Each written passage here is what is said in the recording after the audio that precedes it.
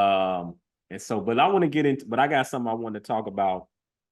Hadn't figured out what we want to call this spot of the show yet, but maybe KB thoughts, who knows? But Yeah, I something like that. we'll keep playing around with it. But something that I want to talk about today, and then I'll get your thoughts and takes on it too. You know, play the game that you play the game that you can win. Like play a game that you can win. It now when you hear that, what do you think?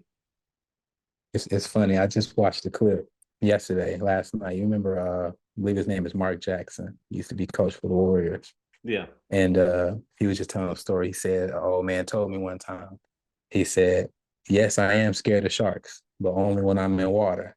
If I catch one on the Mm, streets, it's over with for him." And yeah. so he said, "Play." He was kind of saying something similar, like play the game. You supposed to win. Don't. He was. His message was, don't get out of your lane. Don't play. Don't try to play games that you can't win. I guess he was going on the opposite way. Yeah. So let me expand a little bit further. So a lot of times, when you look into your left, you look, well, this is my left, my right. You look into your left, look into your right, meaning you watching other people, what other people got going on, and you like, dang, I want to do that. Like, well, maybe that might not be for you to do. Maybe it just might Yeah. be meant for you to get inspired by, but maybe that's not your journey. But then sometimes, and then there's sometimes where you get inspired by someone and it happens to be in an area that you are passionate about or an area that you are good in, of course, then naturally, you'll, hey, can you put me on game? Can you coach, put me, whatever.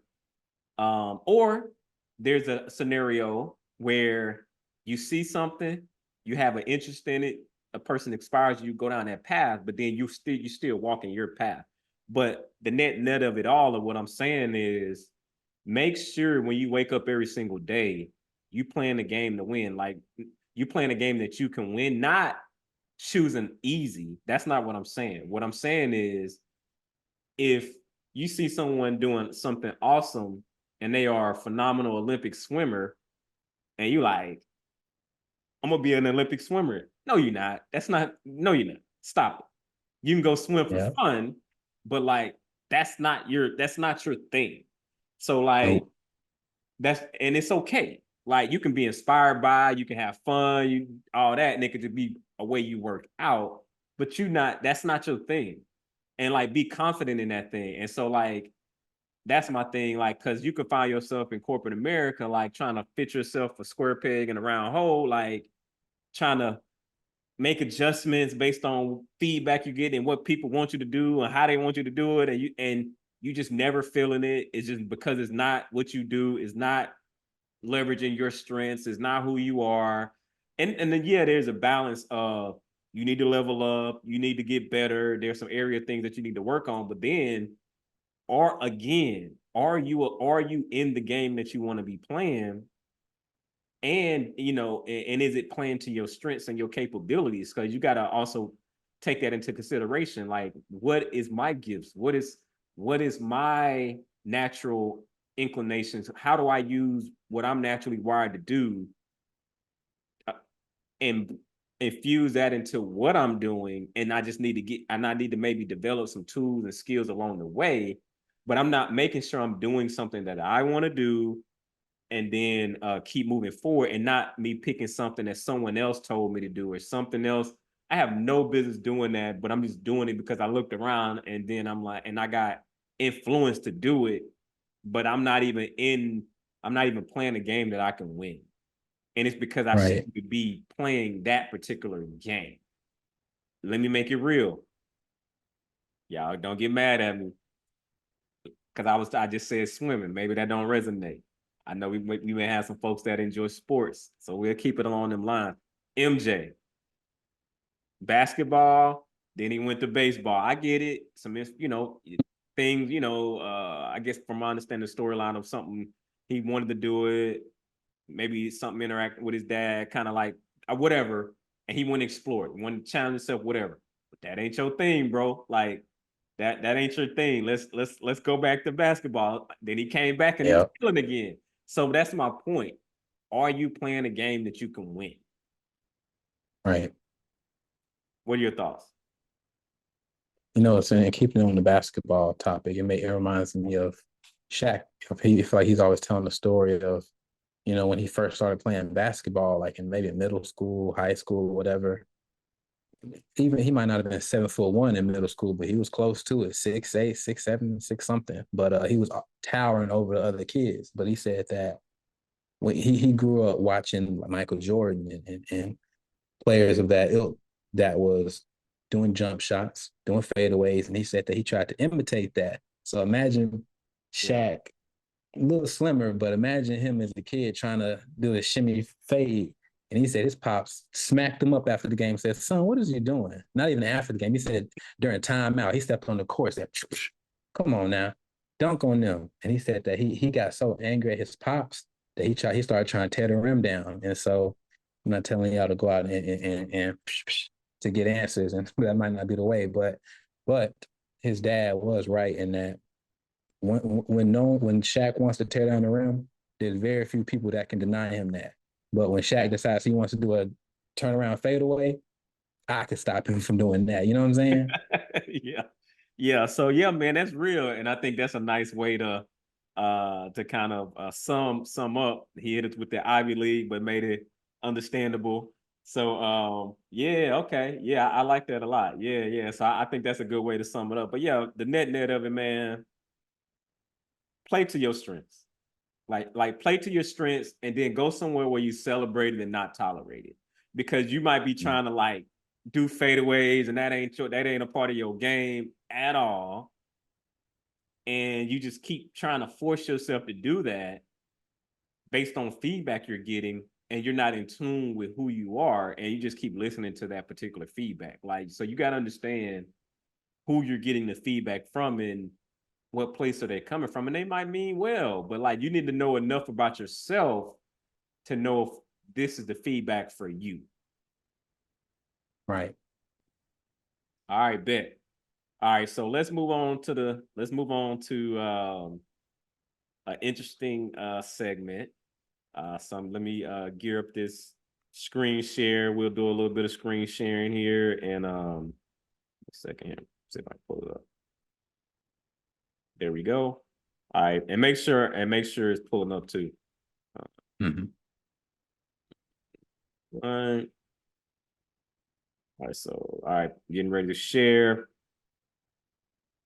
So this is gonna be an interesting one. Close that out. All right. So, okay. Scroll. So this is an interesting article. You may have found yourself in this scenario before, maybe, maybe not. We'll see. But we're gonna react to it. So we got a BMW owner want to ride clean, but I don't have the money. BMW owner can't make monthly car payment. Excuse me. Shows what happens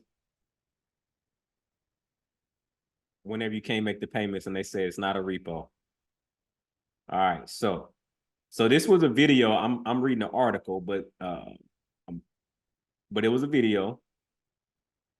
And so he goes, so basically from my understanding, this young fella, he went to his credit union and basically, you know how it is these days, folks be recording stuff and recording the interaction when you at a bank or something like that, and they don't realize that you recording it. And so you kind of got your phone recording, but the person in front of you don't know that you're recording. So that was a scenario. Yeah, I've never missed a car payment. He begins to explain the situation. This is the first time, and it's going to be due again this month. You know, so it looked like it's about to start compounding on him. Yep. He learns after the credit union worker checks on the account that he's good, as in there's a 7-day grace period, and that so it won't be so it's only so you get a 7-day grace period if you're late on the due date. But you don't want to. All right, so teachable moment. Let me put a pause right there. You don't want to be overly relying on the grace period.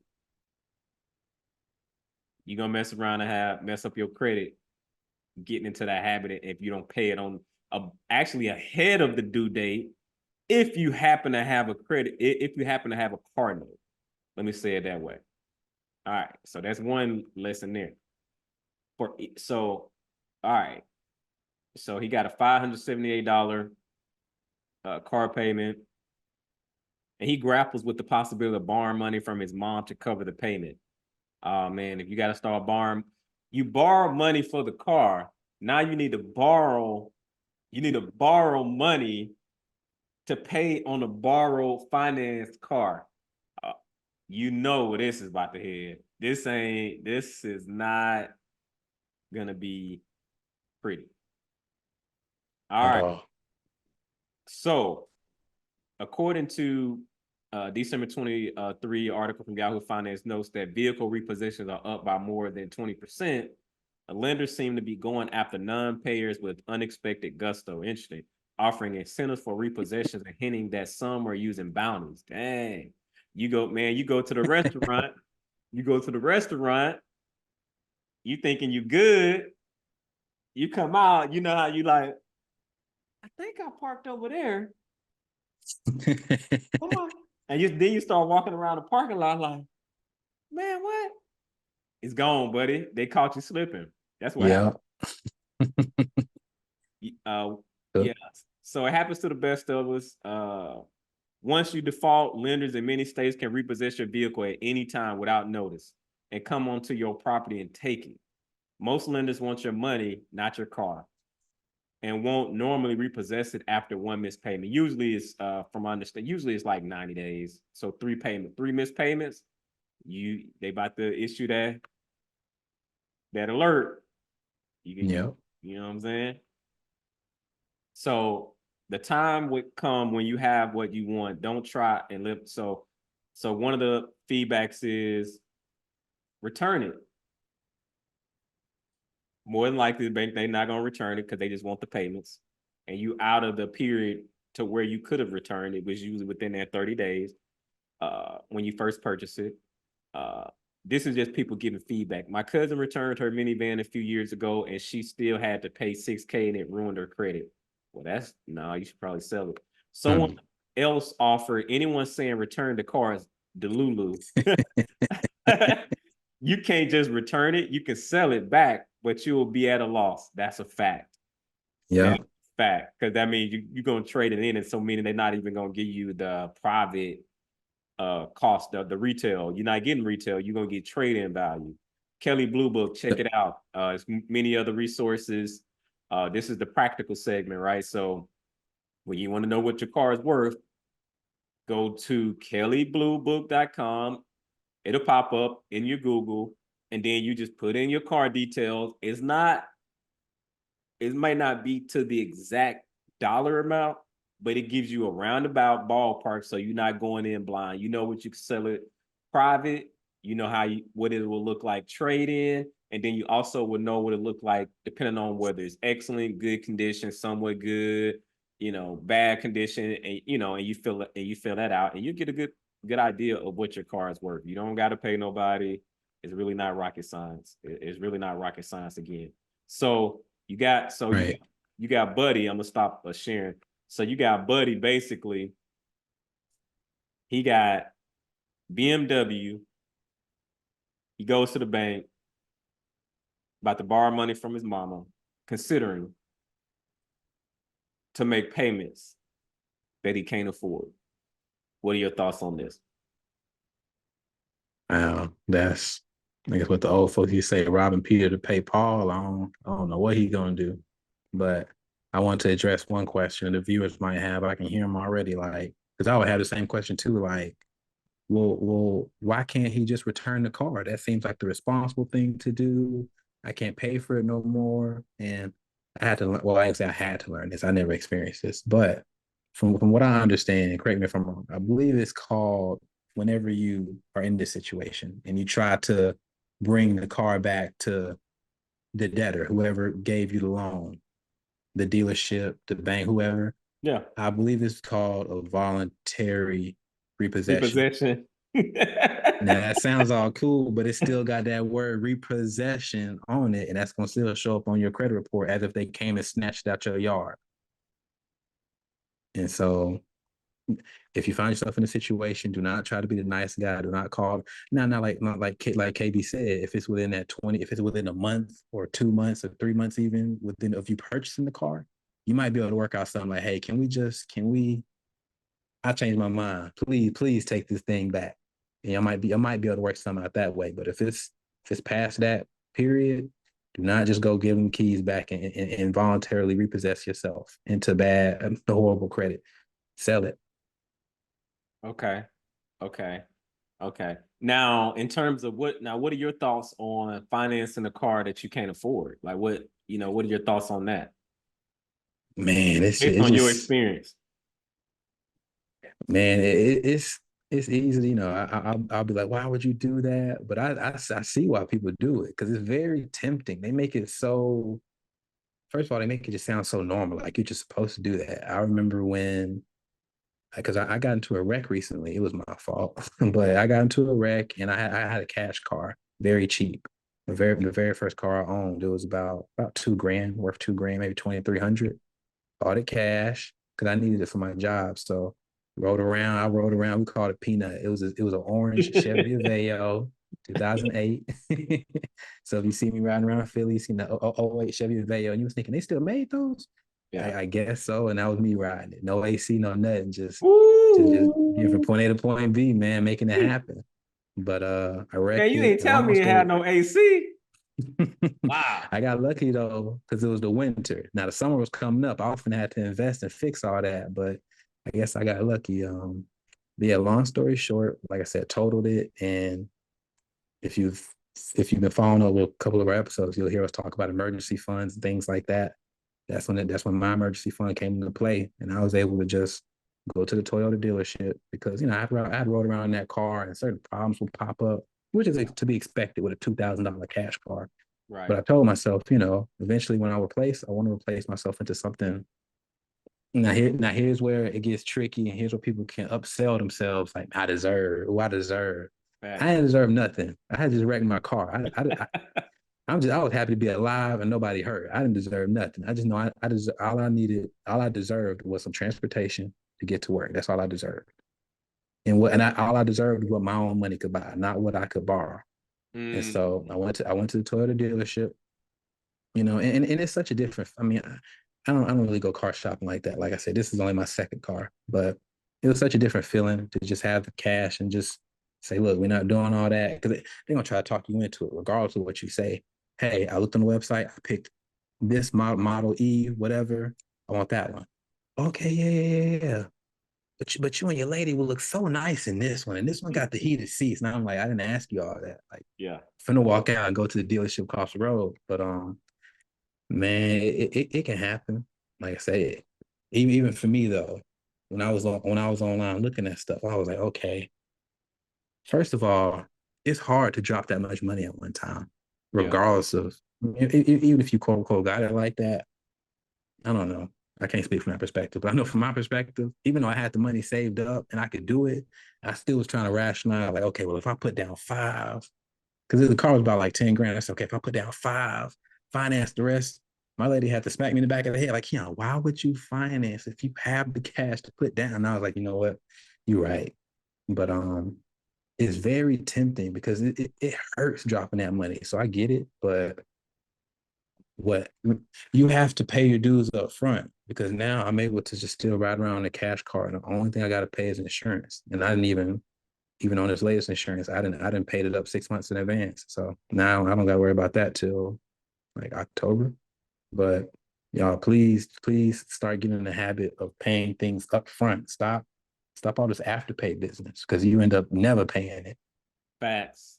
It's gonna be afterpay. That's why they call it afterpay. it. It's gonna be a whole bunch of after paying. And you never gonna pay it Yeah. off. All right, so we want to make it real for you. So, all right, this is in the rare case.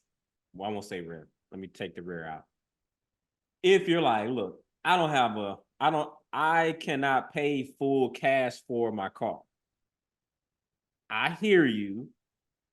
So this is like I'm not recommend I'm thinking about everybody. I'm thinking about like talking to many different people. So the scenario in which if you have to borrow money to get a vehicle, and maybe you need to borrow money to get a vehicle, and maybe that's where you need to get your transportation move around. You know, I coached you up to if you can explore not doing it, that's one thing. But and so I had you do it another approach. However, there's something called the 24-10 rule that you can go by that'll kind of keep you out of stupid. It's Yep. it's the 20 4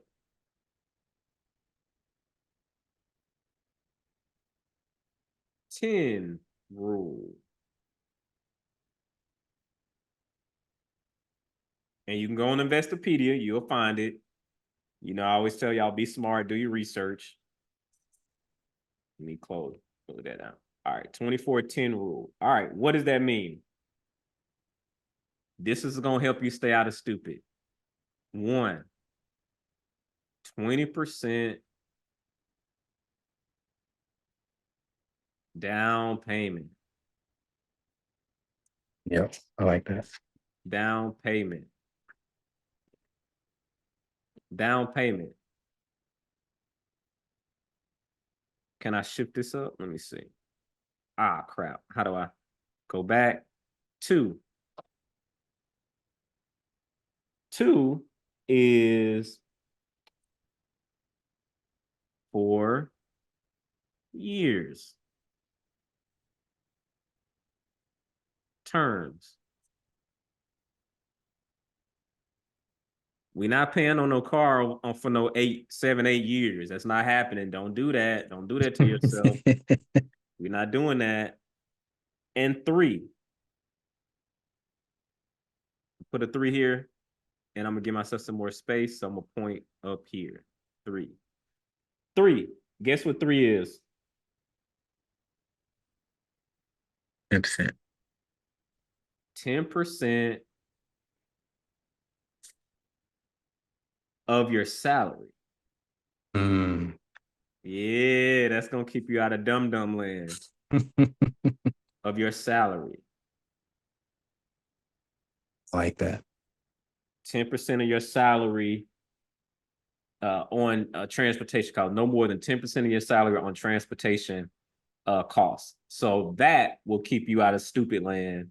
And honestly, a lot of heartache and pain, to be honest with you, in getting yourself in crazy amount of debt. And that way you don't find yourself in a scenario like the gentleman that had the BMW that couldn't make their payments. So we're gonna close out the whiteboard. And so that's, I don't know if that's a whiteboard moment, KB moment, whatever, but that's the education part of us reacting to this video. You got anything you want to add as we close? Well, let me ask you this. So let's make it real practical. How much? Because like I said, I'm not really a car. I try not to window shop for things that's that expensive. But how much would a BMW run? What do you think like a BMW like that runs? Uh Depending on, well, all you got to do is look it up. You could let me close this whiteboard out, but whiteboard out BMW like that. Let's just say the X5 is 50K. Like, let's say the X5 is 55. But now they done came Right. with some of the X3, X2, X1, making it more economical for, you know, the middle class buyer, if you will, working class buyer. And so, like, if you get the little small baby one, I think you could probably get the X1 for like probably 30. Okay, so let's say you get the base model. You know, let's just say you're trying to be modest. You know, you're getting a BMW, you're trying to be modest. You get the one that's 30 grand. So based off the 10% Oh, rule. wait, whoa. So a brand new one, a brand new one is 45,000, Mm, 2024. But that, I mean, that's 45 brand new. So if you get a used, obviously, you know, I see a used one on here, 2021 for 25.9 for 34. That way it has 34,000 miles on it and it's 25.9. So just giving you an idea. Brand new 45, several years old, you can get it for like 25, 26 plus tax and everything. You'll probably be at 30. I'm gonna do 30. I like 30. I'm gonna do 30 as just a round number. So okay, cool. So let's just say you said put 10% down, right? Yeah. So put 10% down. So 30, that means you didn't put, okay, you put 3K down. Okay, okay. So now you're taking a loan on 27,000. You need to make sure that What? no, we Wait, said put before you 20% go, down. but no. Before you go there though, you need to look at your budget. You need to look at how much money you made. Hmm. Right. 2410, like the 2410, the 10 is huge because that's gonna keep you in line. So if you have a $50,000 salary, how much car should you be getting? No more than 5 grand. There it is. Right. I want to know what is the salary that I'm trying to work my way to what salary can you finally justify this BMW? So okay, you can put down 6 grand. So okay, 24K is left to pick up. You need at least two to earn at least 240,000 before you according to this rule before you can make this purchase with a sound mind. So for those of you that's I want you to try to picture that. I know you might be like, okay, cool. That means I can go do it. Fine, go get you one. But if you're not at that 240, get there. You know what I'm saying? You work your way up, but don't go out and purchase that BMW yet, man. Stick to what the 10% rule will help you budget for. Yeah. I mean, it's not a be all end all rule, but it's kind of like a rule of thumb. It's a decent rule to go by just to keep you out of stupid. I don't care to have car loans for that long. So I have if I don't outright pay cash, just to put it in context, the last two vehicles we purchased, we bought it on financing and we paid it off in like 6 months. Mm. So our rule is don't finance anything that you can't pay for within a year. Obviously, paying cash is preferable, but no more than a year. But I know that's a bit aggressive. And so, like, this rule is the compromise for folks that may still be working, getting their weight up, still getting their income up, still, working on some things, but they need their transportation to get around. So let's not pretend like that's not a real thing. And so, but ultimately, just try not to put yourself in a situation where, yeah, you're getting the vehicle to make money, income, but if you're just getting it just for leisure and it's not really a driver and you making money and you taking on this debt, understand you're gonna be paying it for a while. Like, why would you put yourself in that situation? Like, that could be money that you can be putting in your brokerage account. That could be money that you can be building up your emergency fund. That could just be money that just needs to be allocated in your personal development. That could be like, it's just so many other things that you can do that might need to have priority over that. But at the end of the day, do what you want. There's consequences that come with it either way. And so we all grown. Do what you want to do. They gonna say I ain't stunning KB and I'm getting that BMW tomorrow. Hey, well, so this was for the folks that's like, I hear you.